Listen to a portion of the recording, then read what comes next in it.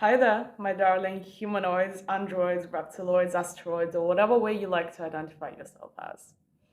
So, recently, a particularly interesting topic emerged from my discussions with a fellow therapist of mine, as well as a psychoanalyst, my mother, and a friend of mine as well, that I thought I would bring to the table and discuss what the knowledge that I have gained so far from different sources would conclude in regards to it.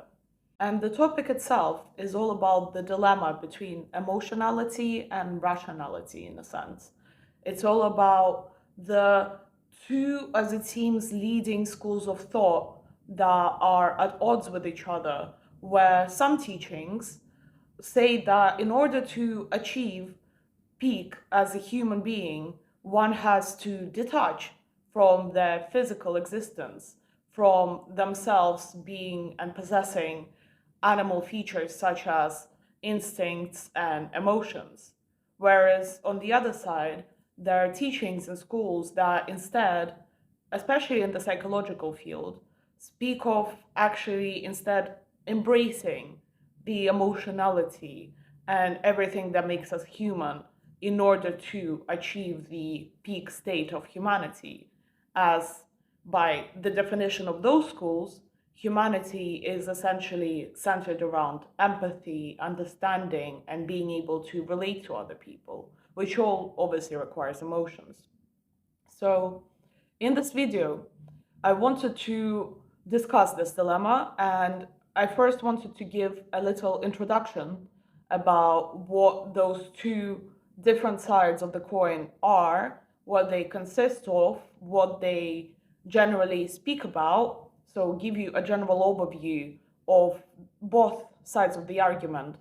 And in the second part, I want to discuss how, at least to my knowledge so far in my exploration of life as a human being who is extremely enthusiastic and interested in the ways that humans function from both the psychological and the spiritual sense, how those two correlate and can coexist, and what, at least it seems, would be the most optimal way to coincide the two sides of the coin, kind of the middle path, which is one of my favorite things to find the middle path in absolutely everything.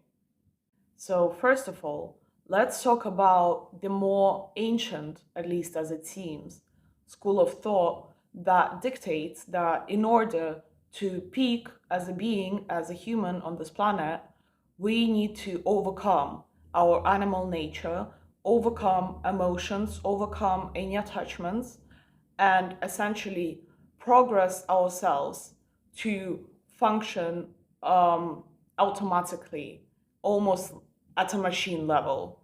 And this particular belief seems to stem from many different religions, spiritual teachings, and in general wisdom of the ages. And it does totally make sense when you think about it. So, for example, in Zoroastrian religions, in Hinduism, Buddhism, even Christianity, there is this common idea of overcoming yourself, of disciplining yourself, and maximizing your output to reach the full potential of your physical and mental functions. So, as an example of this, we can think to one of the oldest running traditions that seems common in a lot of various disciplines, which is fasting. So, fasting, if you don't know what it is essentially restraining your food intake in order to achieve some kind of a goal. Perhaps, and very likely, it initially started as just a way for people to survive times across a year when food was sparse. So that is why, as well, in things like Islam and Christianity as well, and Hinduism, it typically takes place somewhere at the start and middle of spring, because obviously all of the plants they get grown up until autumn. Then usually they're collected during autumn. They're prepared, they're eaten, there's plenty of food. And then winter is when all of the plants die, and essentially humans have always a difficult time surviving the winter. It's very well known because all they had essentially is meat and then whatever was left over from autumn, which in ancient times, obviously, they didn't have any ways to store properly for the food to not get rotten and go bad. So there was an obvious scarcity of food at that time. And then by the time that spring comes around, there is still no plants emerging, no new food emerging from nature. And anything that was saved from autumn had already gone as well. So in a way, it is a behavior pattern that has likely emerged out of need rather than a precise desire to essentially practice asceticism by ancient humans. However, this tradition had carried on even once people found ways to store food for longer and food became more plentiful, as perhaps a way to honor their ancestors and traditions, because at that point it has been practiced for many thousands of years, but also perhaps because there are so many benefits to fasting that people have the chance to observe from having that requirement to fast in the first place. Because one of the benefits of fasting that is often highlighted, for example, is much sharper brain function, higher alertness, as well as a better ability to concentrate on tasks. Because essentially, when you're food deprived, your cortisol levels raise, you get more of an adrenaline boost in your body, and as a result, obviously, you become more alert and are able to concentrate for much longer. So perhaps by observing this effect taking place in different human beings, people realize that the same practice of fasting can be leveraged not to just save food and survive difficult times when resources are sparse, but also to amplify their functionality as a human in different times of the year, whenever it is required. And obviously, in that sense, it totally goes against human nature and emotional behavior as well as instinct, because as human beings, as biological creatures, if there is food, we want to consume that food. We get joy out of consuming food and having it. It also does help us actually balance and stabilize our hormones, especially for women. That is why fasting, for example, is really not recommended to women, or it has to be done in very, very precise and methodical ways with good information and plenty of supplements. Because, especially in women in whom hormones fluctuate constantly, doing something like fasting can have extreme long term negative effects. And so, to contradict those negative effects, because once again, human biology, it is better to consume plenty of food in order for all of our organs to essentially not shut down. But that is just one example off the top of my head that is kind of culture and spirituality based. So let's discuss another example. Let's say something more complex for people to overcome is non reactivity. It is also taught in many schools of thought, whether spiritual, whether it is Stoicism, whether it is even the modern self improvement community. It is very, very commonly advised to practice restraint when being in conversation with other people, to not react in the ways that we want to not display our emotions. And this practice in itself has plenty of benefits, especially when it comes to important conversations where it is a question of life and death, for example, like in the olden days, discussing matters of war or of political ruling strategies would require total detachment from emotions and total rational thought in order to execute the most important decisions in the most objective and clear way. Because obviously, if you're, let's say, some high ranking individual in the military or in some palace, let's say, if you act on your emotions and react to situations that occur around you and the questions that are brought to you by others, if you're a wise man, for example, then upon acting on your emotions, you can get misdirected to react a lot more strongly than you would have if you essentially practiced emotional asceticism and looked at a situation objectively, which in the long run can result in extreme consequences to losses of your own countries or your own cities or towns' resources, and so on and so forth. So, as you can see from just the examples that I have given, this side of the coin of essentially detaching from what would be natural to a biological animal creature called human, which is reactivity, impulsivity, the desire to consume, doing everything to survive in the moment, going into attack as soon as we feel threatened. This principle of overcoming that and practicing restraint and asceticism is kind of masculine in its essence. And I can bring this all the way back to yoga, where once again we have two sides within us, the masculine and the feminine. And essentially, the most optimal path, as it has been discovered by everybody at this point, is to find the middle way, which is why oftentimes what happens is that people who end up going down this restrained, strict, stoic pathway still end up miserable. Although it has all of these promises of taking one to the most high functioning levels, to the best brain function levels, there are still parts of a human's wellness that get missed and cannot be tackled with this detachment approach.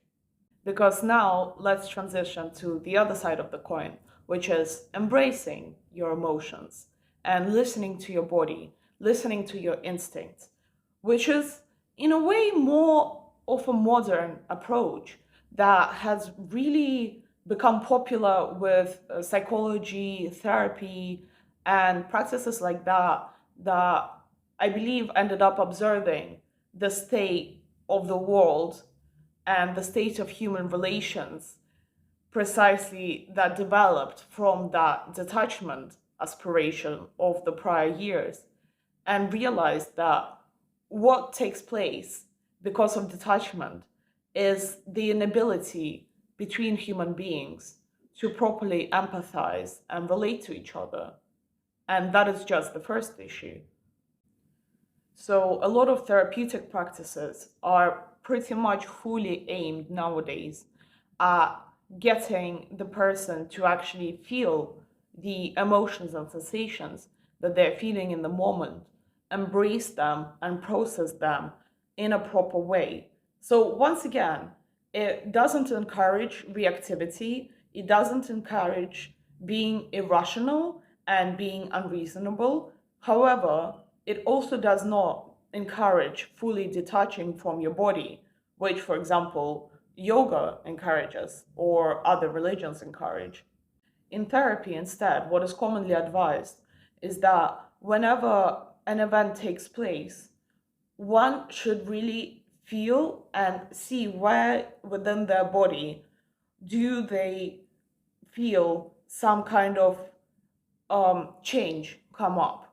So, as an example, when somebody is being threatened, let's say, in some way, where somebody is experiencing a negative exterior experience, especially when it comes to relating to other people, you just don't like somebody's vibe, let's say, where does that emotion take place within your body? It could be through your heart feeling like it's being contracted.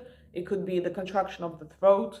It could be pains in the lower spine. There's many different ways that this can take place. And essentially, in psychology, the reason why it is encouraged to actually feel those feelings is to be able to discern them from each other, because the way that our body reacts, our instinctive physical reaction that is in a way psychosomatic, can oftentimes actually be a good indicator of our intuitive guidance system. Because now, for example, let's take this back to being fully rational and detached from your body. So, when you're living in a purely rational and detached manner, and your aim is to approach every single situation with the most rational way you possibly can, let's say you decide that it would be a rational and sensible choice for you to get into a marriage partnership with somebody, whether it is for a career benefit or some legal benefits, doesn't matter. So you start choosing in a rational sense who you will get married to. And let's say there is multiple people, all of which on the outside look very, very similar. They don't really have differences in their looks. So we're judging purely for what and who they are. However, there is a difference where, let's say, one individual has a residency in a country that you would really love to move to, and they are well off. They have everything that you wish to have as well. Their career is going great, and it would be a very rational choice to, out of the three, because let's say the other two don't have all of that. They might have some things, but not absolutely every single one of those parameters. Out of the three, it would be rational for you to go and marry that individual. However, after conversing with all three of the people, what comes up is that this individual is, in contrast to yourself, quite emotional and perhaps even a little bit unstable because of all of the stress that they're experiencing in their daily life in order to possess and have all of those things that you wish to be able to share with them through a partnership. But then there's another individual who, on the other hand, doesn't have all of those legal, material benefits that rationally you would be striving for. However, they're extremely empathetic. They're very understanding. They have a handle on their own emotions. They're able to take care of themselves from within and without.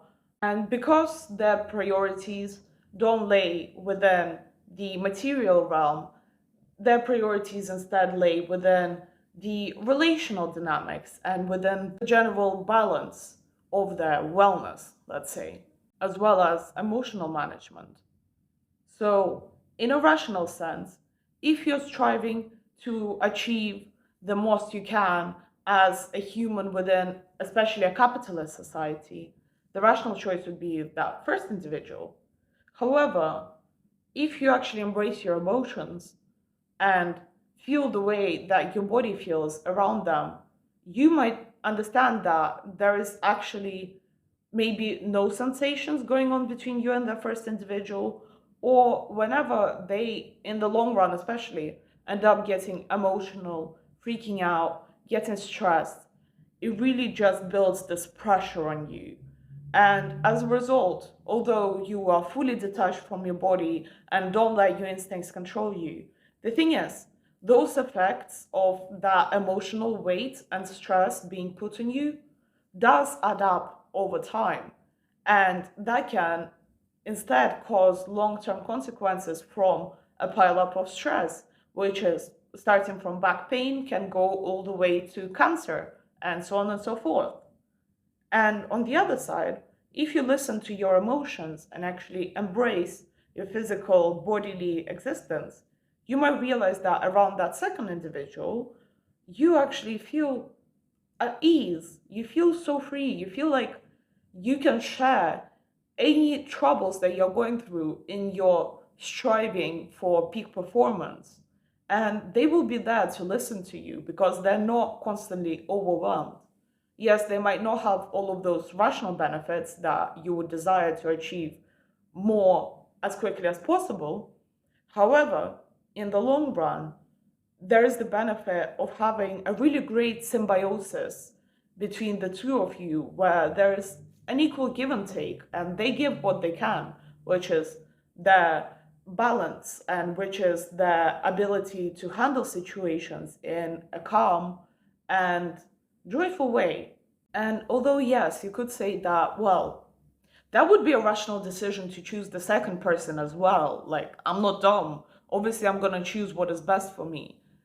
But the thing is, if you are going through the journey of detaching and striving and being ambitious and aiming for as much as possible, it really would be rational to go for something that does not grant you the immediate success that you could get from the first person. Because if you're trying to achieve the most, you obviously want maximum results in the shortest amount of time. That is the whole purpose of detachment, is to get everything as efficiently and in an as optimal and quick way as possible, which would be the first individual.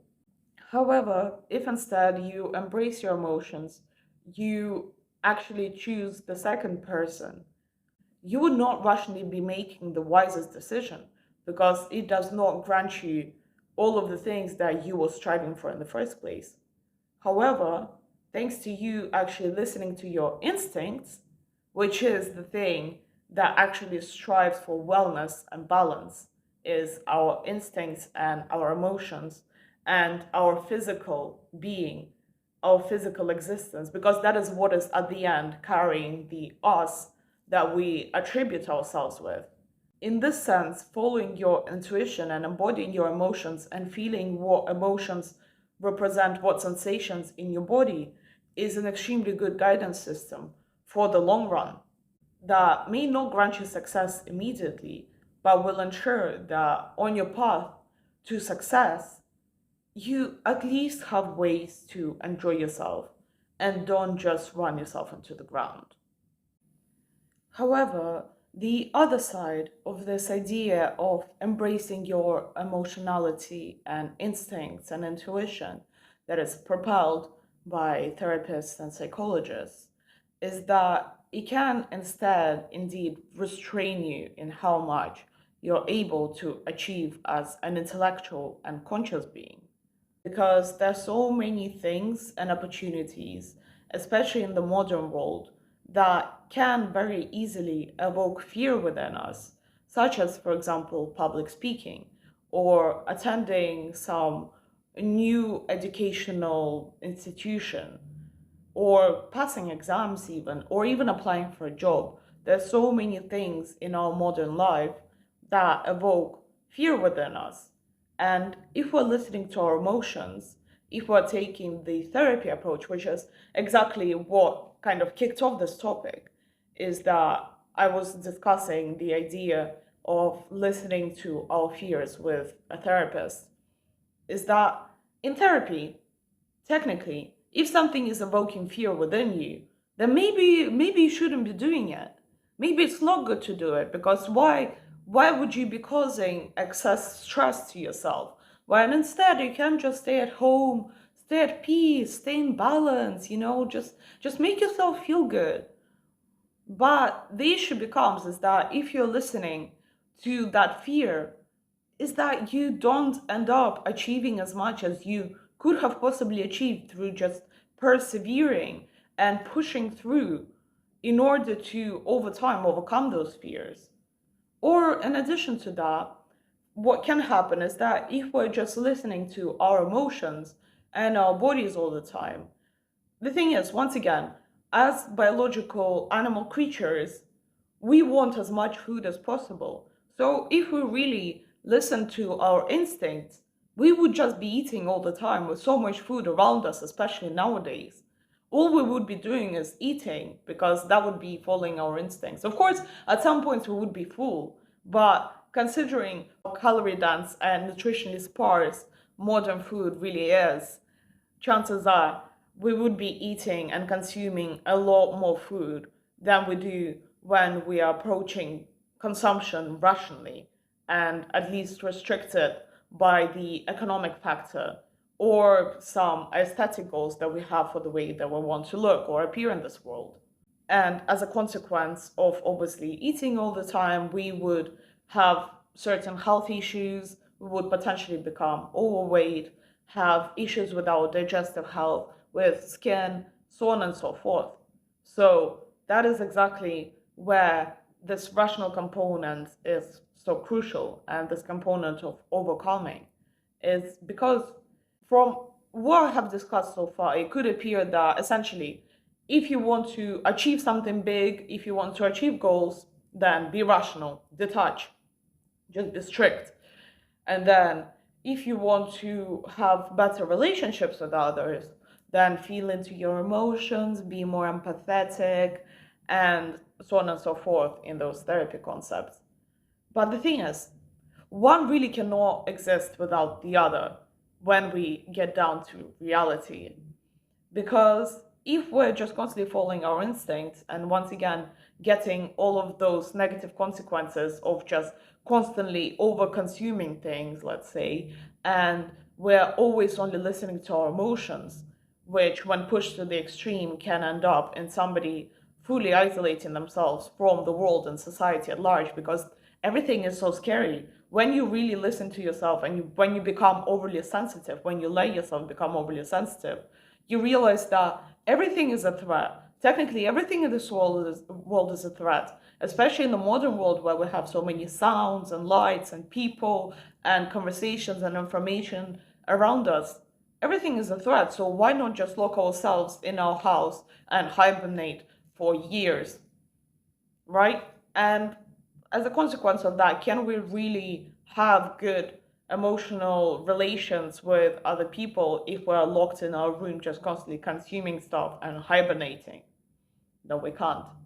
And that is where we need the rational component of actually overcoming ourselves, trying to be better, do better, trying to achieve something in order to also get ourselves in a place where we can enjoy ourselves around other people and find people that we enjoy by being able to select who we actually engage with.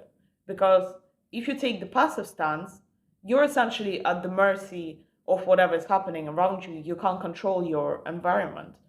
While if you're being rational and overcoming and striving, you're essentially trying to take control of the environment. However, once again, if you're detached from your body and are acting purely on rationality, you can end up missing a lot of opportunities for empathy, for genuine emotional connection with others, not just surface level, only speaking for the sake of getting somewhere, getting something from the other person, but actually having somebody who you can share your experiences with that would, in return, be genuinely invested in what is happening to you and would come to your support once you run into trouble or need somebody to be there for you. Because one way or another, you will come into difficulties and challenges. And when you're fully detached from your humanity, chances are you will also end up isolating yourself from others. But in contrast to isolating yourself physically, where it would be in the case of becoming too emotional and too sensitive, you would likely isolate yourself internally if you're being too rational and would essentially have too many inner boundaries and barriers that prevent human connection and authentic relationships. So, through the discussions that I have had with the people that I mentioned at the start of the video, what we essentially came down to is that once again, there needs to be a balance between the two. And essentially, the task of self mastery and self development of each individual, a major task at that, is to find one's individual precise balance between the two, between being able to detach and being able to embrace and attach yourself, to be able to have certain attributes and characteristics and be able to embrace your human nature and once again be able to instead work non-stop tirelessly to strive and be ambitious and get what it is exactly that you want. And ultimately, there's no perfect answer, no one fits all answer to this topic, because once again, it's the task of each individual person to figure it out for themselves in what areas of life it would be helpful for them to be objective and rational and in what areas of life they would need to instead be human and instinctual and embrace their emotions. And that is that. So I would like to simply conclude this whole video with, I do apologize that you did not get a typical answer of somebody telling you that you should do this, you should not do this, because this is what I say works and therefore it is going to work for you. But essentially, each individual gets born into this life to discover this world for themselves and discover themselves within this world. So if especially you are struggling at the moment to understand what is the most optimal way to function within society, what is the most optimal and perfect way for you to exist, and you're getting lost in all of these teachings, in all of these schools of thought, just relax. That is precisely what is supposed to happen. You're supposed to be confused, because without confusion, you do not find your own personal truth. The journey of your life is to find yourself. And that is all that essentially happens, is your journey to your own relationship to everything else. Realizing and grasping how your ego relates to the supreme, how all of these different polar opposite aspects of life correlate, and the way that you manifest in the world is essentially a particular, very, very careful balance of two sides of everything. And so, for a good life, discover yourself, dig deep, experiment, don't fear. And if something is going wrong, no, you're wrong by saying that it is going wrong, because it is actually going right. Things are supposed to go wrong. And that is just a part of your journey. That is a part of what is forming you into you. So enjoy it and relax. Do some breathing practices and do some yoga. Go watch my other video on yoga. Just an easy plug like that, because she quirky like that. So yeah, enjoy yourself and have a good day. Bye.